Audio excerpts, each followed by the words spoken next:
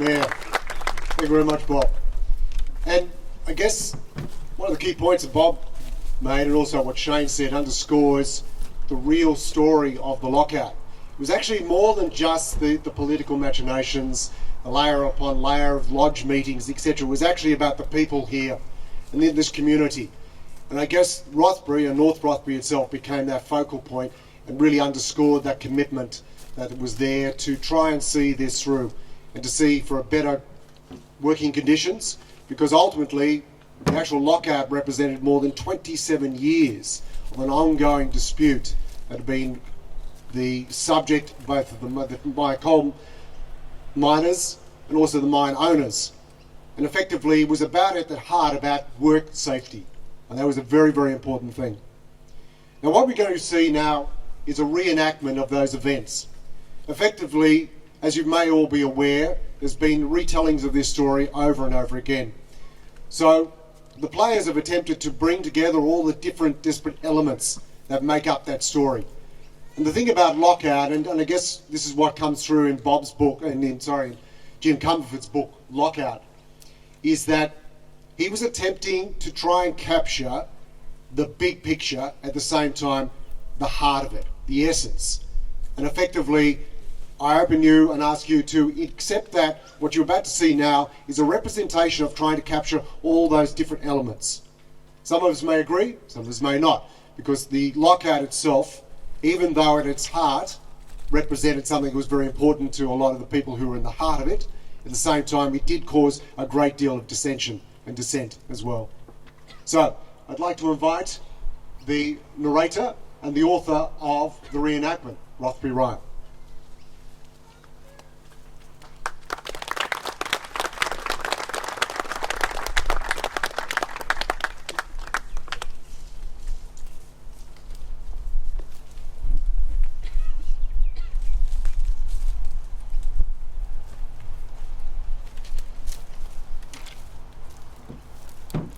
The Rothbury Riot, which took place in the early morning of the 16th of December 1929, was the result of a dispute between the miners, the mine owners and the Bavin Conservative government of the time.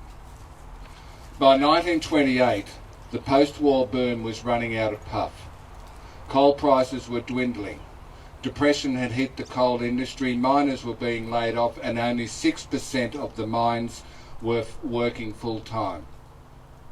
In order to make the coal industry more competitive, Bavin aimed to reduce the selling price of coal by 14 shillings per tonne. Miners were to accept a wage reduction of 12.5%. The miners, who were already living a subsistence existence, were not impressed. Industrial action loomed. The miners maintained that the mine owners should fit the bill for the downturn. On the 27th of February 1929, a conference was convened in Canberra to sort it all out. Beforehand, however, Bavin and Edward Merriweather, Rothbury mine owner, had a series of discussions. The peasants are revolting, Mr. Bavin. They will not accept our conditions. Then we must teach them a lesson, Mr. Merriweather. My profits are dwindling, Mr. Bavin. I can no longer afford my luxuries. Well, then we simply must make the workers work harder for less, Mr. Merriweather. The miners want an independent auditor to examine the company books. We have our own accountant, and we get the results we want. They will not accept those findings. They want an inquiry into the whole coal industry. They'll have their inquiry, only if they accept our terms. 14 days prior to the conference, the mine owners issued dismissal notices to the miners if they did not accept the cut in wages.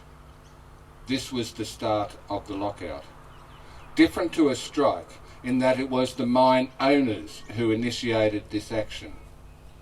The gates of the mine were locked and the miners had no work there.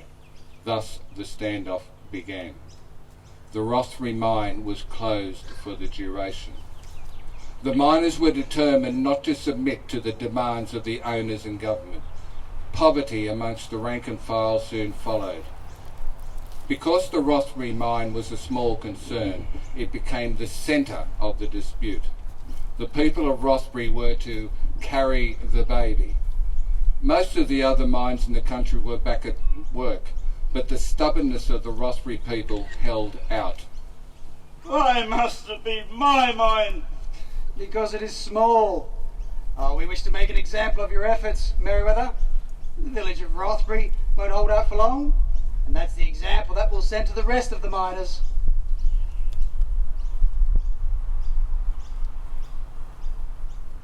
And don't forget that we are the government. But are we not in breach of arbitration? Oh, Are we not breaking the law by instigating this lockout? we make the law. We're the government, and we can use the law to our advantage. The conspirators underestimated one vital component: the Rothbury community and their resolve not to be manipulated. They were determined to hold out. Their strength came from their community.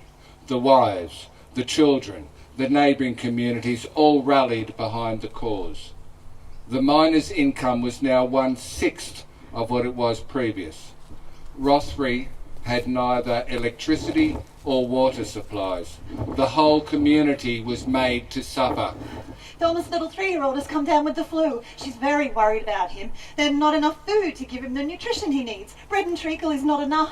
Tell her to go into Branxton and to the general store there. They will give her some supplies to tide her over. But they have no money left. Do they know her in Branxton? Oh, I don't know. They keep so much to themselves. They're very proud, you know. This is not the time to be trying to survive by ourselves. We are all in this together, all helping each other. Tell her to go into Branxton and to the store there, and to refer them to their plight. The mine has been they've been very good to the miners at Rothbury in there, and Mrs. Cooper from Mitchell Street has had a good crop of oranges this year. Tell her to go and see her as well. The miners and their family were forced to survive on the pittance of the dole and anything that the unions could afford them. The latter's contributions were minimal due to the fact that the whole industry was struggling and there was just not enough money to go around. However, the union movement wanted the Rothbury lockout to continue, desperate as it was, in order that this mine was the battlefront. The union movement was rather convoluted. The Miners' Federation was the main institution, however, there were other bodies, each with their own agendas. The Rothbury Lodge felt abandoned, as they felt the Miners' Federation were not totally loyal to their cause, but rather were using the Rothbury lockout for their own strategies. The people of Rothbury stood firm. They stood firm for another 9 months. Despite the starvation, the lack of facilities, the lack of support from the unions, they held out. Their obstinacy was a real threat to the coal miners and the government. While ever the lockout lasted, miners in other pits could see hope. Something had to be done. They've cut off the dole to the miners at Rothbury. They can't do that. It's a legal right. They are the government. They can do what they like. They've broken the law conducting this lockout. Nobody stopped them then. What's to stop them now? Well, what are we going to do now? I'll tell you what we're going to do. We are going to continue to fight. Let the public hear about the starving children in our midst. Let them hear about our struggles. Let the working class dictate to the snobs for a change. Bevan, however, was just as determined. He was anxious to secure a wage reduction to teach the irresponsible miners that they can no longer hold the government, the owners and the people of New South Wales to ransom over selfish wage demands. Mr. Bevan! Mr. Bevan! My mine hasn't made any money in months. My lifestyle is being reduced. I can no longer afford to eat cake. Oh, Merriweather, I understand your plight, old man, but I can assure you I'm just as anxious as you are to remedy this situation. They just keep surviving, this rebel class, working class, miners. They will not give up. Oh, but they will, Mr. Merriweather, they will. You see, I have a plan. Enlighten me, please. Well, if you will let the government open your mine again, we will alleviate you of your considerable government fees and charges. Your debt will be nullified. Then, we will bring in our own employees who will work your mine, and they will work under our conditions. You mean, Mr. Bevan, that you will be bringing in scab labour? That is exactly what I mean, Mr. Merriweather. This, to the rank and file, was the waving of the red flag. The idea of a general strike was touted. However, since the rank and file had been under such difficult economic pressure since the beginning of the dispute, there was not enough resources to accommodate such a large-scale action. The rank and file began a series of picketing. However, the union dissuaded this after a time. The Rothbury Lodge, however, continued the practice. Exasperated, the Miners' Federation, realising the full extent of these new strategies from the government, eventually suggested to the rank and file that they should accept the government's proposal. This idea did not go down well with the rank and file, who had fought for too long to give up now. The miners, especially those at Rothbury, felt betrayed and now took matters into their own hands. Meetings were held all over the coalfields. We will not be dictated to by these unjust authorities. We must stand firm with our brothers at Rothbury. And at North Rothbury, Mr. Pedot of the Rothbury Lodge said, So far, we have used legal means to prevent this lockout. If they continue, we will bring the whole Federation here to Rothbury and kick the scabs out! Yeah! If they reopen the mine at Rothbury, we'll lift the lid off hell! the drum beats of war could be felt throughout the Hunter Valley coalfields. On the 14th of December, the first batch of scabs to work at the Rothbury mine left Sydney by rail. From Cessnock, Pelham, Maitland, Kurri Kurri, Greta, the whole of the Hunter coalfields, the miners travelled to Rothbury as best as they could. By the evening of the 15th of December, thousands of miners had arrived near Rothbury. The armies had been assembled. One F.S. Sheridan was one of the organisers of the mines. Man, what do you have to report to me? Mr. Sheridan, if we were after support for our cause, we have them. There are thousands of miners from all parts of the coalfield camping nearby. I've just heard that there are 2,000 men camping in Greta. We have our army. There's nothing stopping us now. The scabs are protected by the police and they have guns. Indeed, Bevan had instigated a force of 40 police to oversee the beginnings of the scab labour. Many of these were recruited from dubious sources. Many local police would not join the force in sympathy to the miners. However, they underestimated the number of miners that were now on their doorstep, ready for confrontation. On the morning of the 16th, to the sound of bagpipes, the men from Greta formed with the miners already camped outside the Rothbury mine. Men, this has been a long and bitter dispute. We should all be commended upon our determination to right this wrong that has been inflicted upon us. However, let me stress to you all that this is to be a peaceful demonstration of our power. The NCA want to reopen the mine with scab labour. It is our task today to dissuade these workers from working in the mine and stop them from entering the precinct.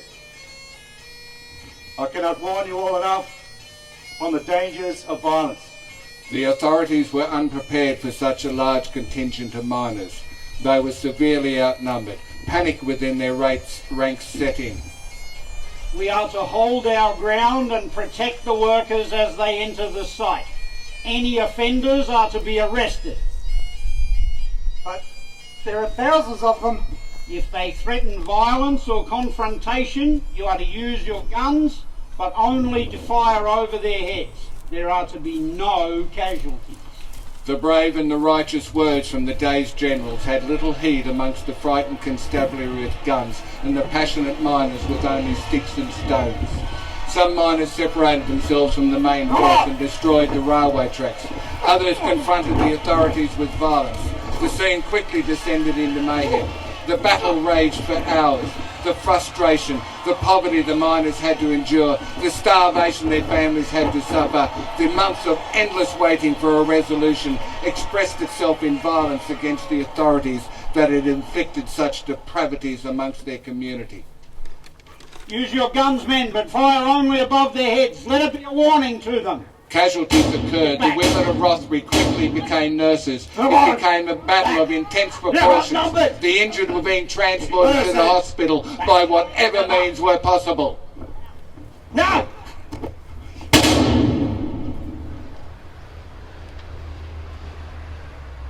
Although the order was to fire above their heads, this did not happen. Norman Brown, a quiet and unassuming man, was mortally injured. By day's end, the casualties were in their hundreds on both sides. Many of the miners' wounds were caused by bullets. By 11 a.m, bullets had become more powerful than fists and stones. The mine became operational again, with scab force of workers. But still the Rothbury community held out. After the 16th of December, the police became constant intimidators throughout the coalfields. Meetings were banned, basher gangs were established to uphold the order dictated to by the government. In June of 1930, the miners agreed to the government's conditions and returned to work, but the promise of a better life did not eventuate. The Depression gave lie to the authorities' promise. News of the Rothbury Riot reverberated around Australia. The courage and determination of the Rothbury community against all the odds is still honoured today as one of Australia's greatest civil disputes.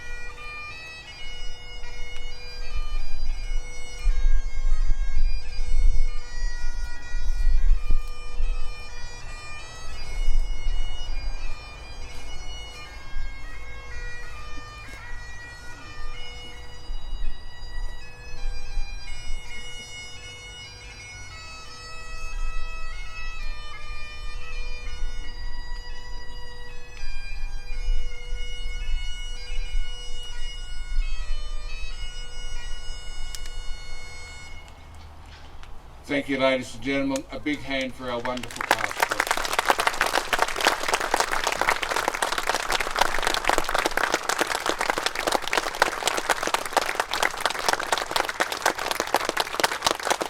And could you also give a big hand to Sean Collington, who has been our tech. This is Sean here. And to Sonia Manzolini, who has helped us all with our costumes. Sonia. And to Joe Royston, the piper.